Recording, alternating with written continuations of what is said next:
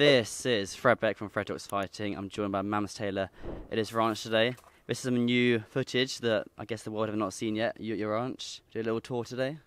I don't know about a tour, but just I'm doing my chores, and I know you're leaving soon, so I thought kill two birds with one stone. Perfect. Right, we'll see you get on with it then. I'll get behind the camera for this one. You sure? Yeah. And then, yeah, you do your thing. We'll follow. Okay. Well, firstly, what you do is, in the morning you want to take the horses and donkeys to the dry lot, which is this. I've built this area for them so the moisture of the grass doesn't essentially get sucked into their hooves and ruin their feet. So you give them a dry lot and also keep them off the grass, because you don't want your horses or your donkeys eating grass 24/7, because if they do, they get colic and things like that. And the grass is the sweetest in the daytime because of the sunshine, or when it rains it becomes very sweet and sugary.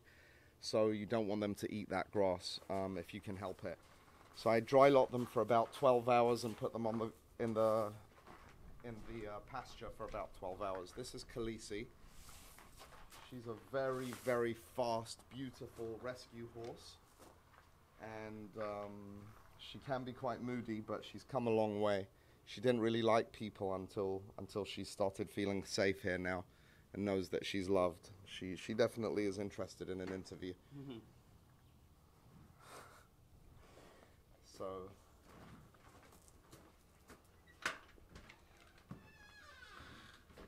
Turn the light on for this one.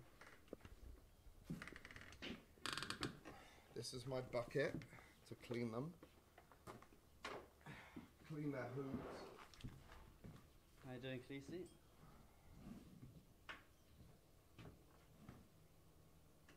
Earlier I cleaned all the horse poop, donkey poop out of the dry lot. Of course they've just pooped again. But you do that so that it doesn't give them worms, it's more hygienic and doesn't attract too many flies. So we're going to start by catching our horse, and she knows instinctively that I'm going to groom her. So they love it, but they also have this little game where they almost pretend they don't.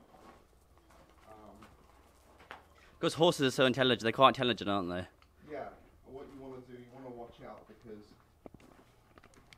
for these massive animals that are so strong and so muscular, if they get spooked by anything, they get really jumpy. So that's how a lot of accidents happen. You've always got to be prepared that they could get spooked by a loud noise, a car, an airplane. Anything could happen where, like when it was fireworks night here for July 4th, they were just sprinting around the pasture, terrified, and I felt so bad for them. Come on, back up there. What is running in circles? Just, yeah, sprinting in circles, not knowing what to do. And I came out and comforted them. Of course, he's jealous now. That's Horsey. Well, so first thing you want to do is get them not to be bothered by the flies. So you put some organic fly spray. This way. There we go. Some organic fly spray on them, which keeps them away. Whoa, whoa.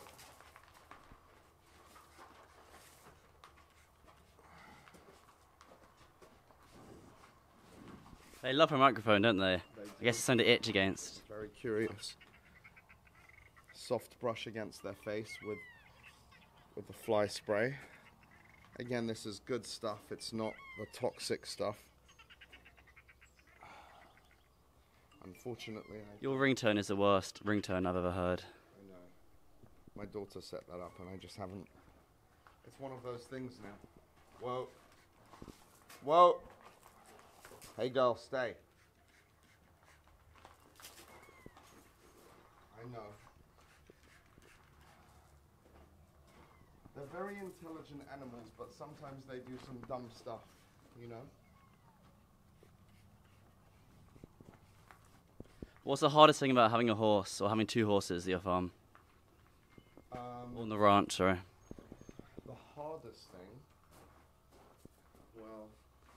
they do require a lot of attention and taking care of. You can't just leave them. Cows, for example, most cows don't need too much attention. Some do, but you leave them off to themselves. They have water and grass, they're fine. But horses need daily attention. Vet bills are crazy. There's always something. You have to get the dentist over regularly, the farrier. Horseu had a ulcer when he moved here, even though his quality of life is so much better than it was. He was just uncertain about his surroundings, and it took him a while to settle in. So just taking him for x-rays and this and that, it's a lot of work. But And it's always good to have two horses to keep each other company, not just one. Because horses are intelligent, they get lonely. well, in an ideal world, you'd think so, and I'd say so, but you want to be careful, apparently, and this is stuff I'm learning. It's not like, I would love to become an expert, but I'm not there yet. But I've taken in so much information since moving here about them, and you don't want them to be so close, which prevents them from becoming close with their owner, So you always want there to be, and they're just the right amount. They're close, they got each other's backs, they love each other, but they'll also nip each other if they get in the way of each other, or they'll bicker. They'll bicker every now and then, and they do dominate the donkeys, and the donkeys are much smarter than horses. So that's why people love mules, because a mule has the best of a horse and the best of a donkey. Mules are great animals too. Fred, in case you were thinking. In case I was going to get one in the near future. Right. Now,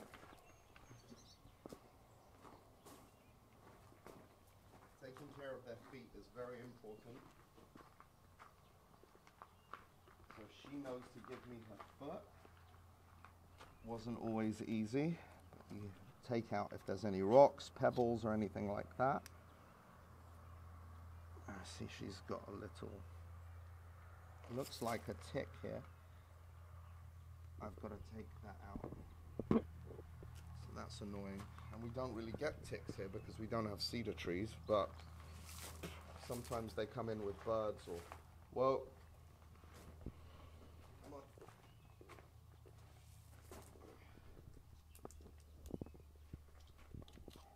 So her feet are pretty good in the hole.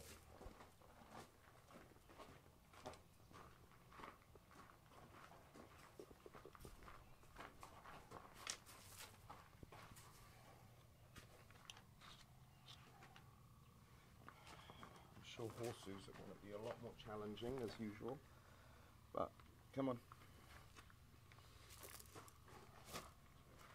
And you want to keep it inwards so they don't kick, so they're nice and comfortable. But yeah, that was a really easy job.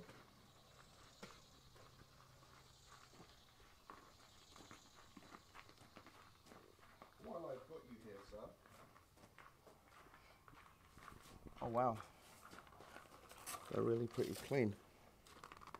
Which one's your favourite horse out of the two here? I don't have a You favourite. got, They all have look at them. different personalities. So, it's like I enjoy you for your certain traits, and I enjoy my other friends for their traits. Like I may have more fun playing video games with Todd than I do with you. I may have more fun having philosophical discussions with Jamie than I do with Todd.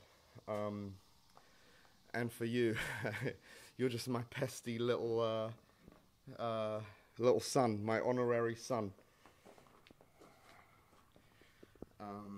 He had been kicked by a horse, obviously around the back right now. The danger zone. I've been lucky enough that I haven't actually been kicked, but I've been bucked off. Horse bucked off. So Khaleesi was a rodeo bucking horse, and she didn't have a very good time where she was. So early on when I was riding her, she just started bucking. She was like, I want you off me now. And I didn't know what the hell I was doing. And I stayed on for about 5 seconds, which is pretty good. And then I felt my groin pop. I just heard a popping sound.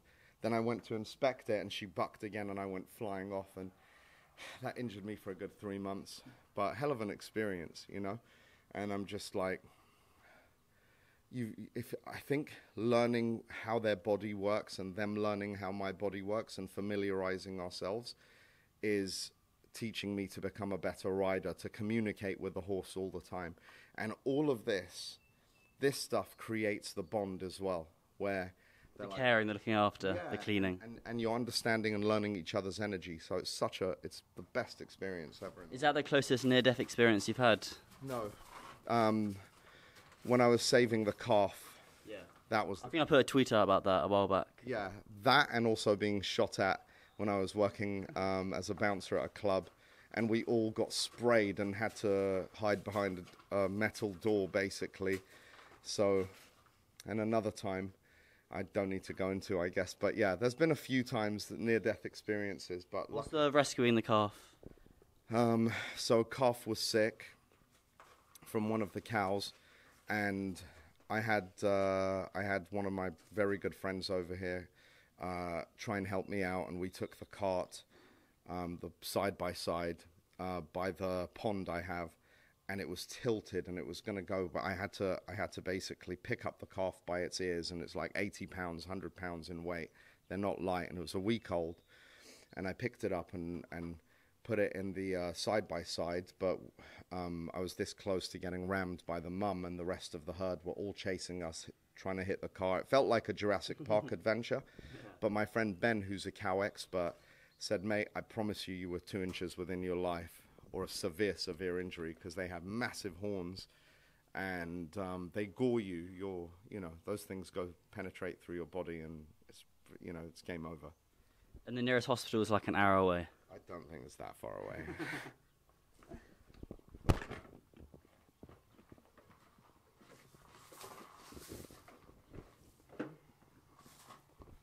I don't think you're going to do many views with this, as long as you're okay with that.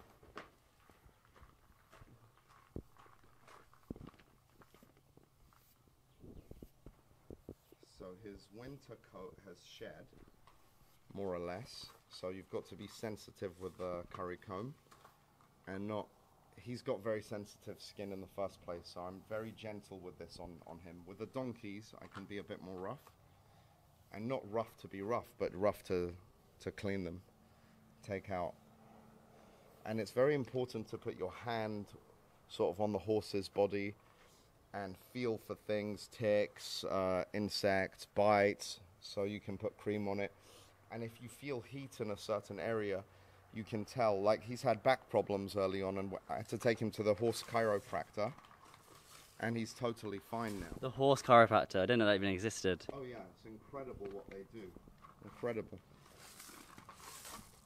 Are you camera shy? What are you doing? This one ain't. This one loves it. Well, this one loves the camera. She does. She does. A bit of main character energy here. Yeah, she's a lovely girl. She's very moody, but she's going to make a beautiful, amazing horse. She's so fast. She's so good. And how often do you ride? 3 times a week. So I go to the parks and trails, and they're rocky, and you climb them with a horse, go into the lake. It's just... Is that by yourself, or with like another mate on a horse? Usually with someone else. But I got given a bridle as a gift by my teacher. My teacher's a proper cowboy, like old school. And I said, "What's this for?" He goes, "Well, when it happened," he said, "this means you're good enough to ride on your own now." And that was a pivotal moment. But he said, a little while ago. But he said to me, "But you can't call yourself a real cowboy until a cowboy gets you a cowboy hat. So I'm waiting for that day. Then I can call myself a proper cowboy." How many cowboys do you know? Honestly, he's probably the only one. A lot of people call themselves cowboys, but... It's because it's cliche, it's kind of cool.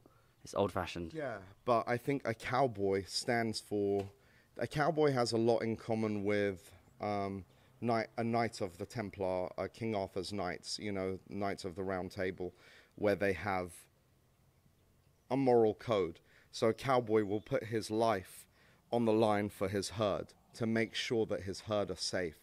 A real cowboy doesn't train his horse through mean, aggressive ways. You have to sometimes be not aggressive, but you have to sometimes, if the horse thinks it's dominating you, you have to be a bit more aggressive and show them that you're the boss. But on the whole, there's people who unnecessarily beat their horses, beat their cattle, just to make them listen, and you take the soul out of them, and that's definitely not what a real cowboy is about. A real cowboy has a code of honor, protects its herd, protects women and children, and always tries to be just and fair. And, you know, basically cowboying is going around this spot and saying, oh, there's a nail on the floor, let me take it out. Let me find a solution. When it rains, the horses bully the donkeys. So I built these gates so I could separate them so the donkeys can find shelter. Things like that is cowboying. It's not just roping and riding and, you know, guiding the herd of cows. Obviously, that's a big part of it, but it's also a code, like a badge of honor to be called a cowboy. And you've got to be handy with a steel as well. And shooting quick, putting the gun out quick. Well, I mean, I don't think that's a requirement. I don't think many people really do those tricks when they shoot people. But at the end of the day, hopefully no one has to shoot anyone. All right, before we wrap it up, anything we want to add before we let these guys go? This guy here. I think you should meet the donkeys, Fred. They really like you and they feel left out. Well, they've disappeared. They are camera shy. They've disappeared around the corner there. Yeah, they've dipped. They're out of here. They're pretty cautious. Should we go see your donkeys so they're around? Let's have a little look. Let's go down here. There we go. There's one. There's two. Adjust the exposure. These guys don't look like they're very friendly, standing so far apart. Let's go see this one here. Oh, maybe he doesn't like the camera. Yeah. Interested in the microphone?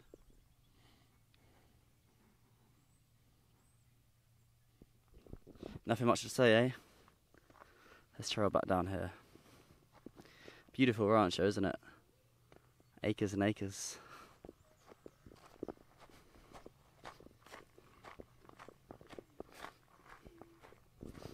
But donkeys are more boring than the horses. More boring. They just stand there and don't do nothing. Really? No, they're so loving. They're very loving.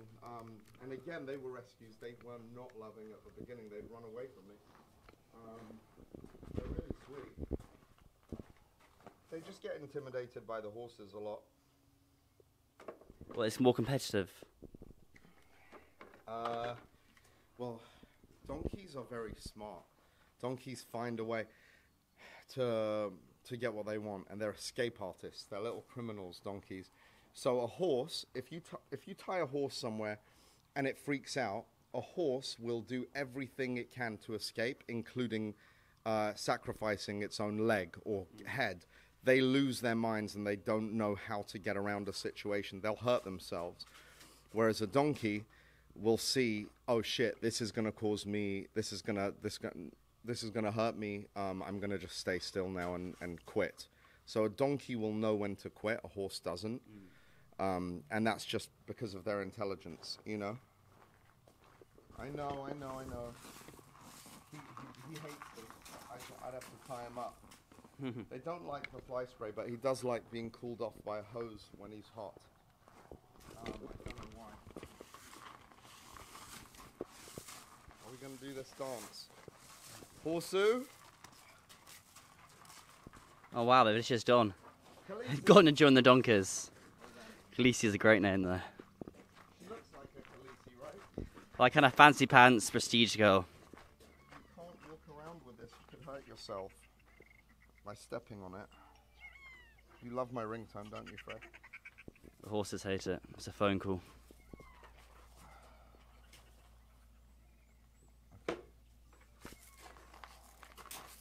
See, when you put this on him, he will have to stay and let me fly spray him. which essentially makes his day a lot more pleasurable than being bothered by flies and having to put up with it all day. Horseflies are the worst. Let's come back, smile for the thumbnail here then, Mams. Pardon? This will be the thumbnail for the video.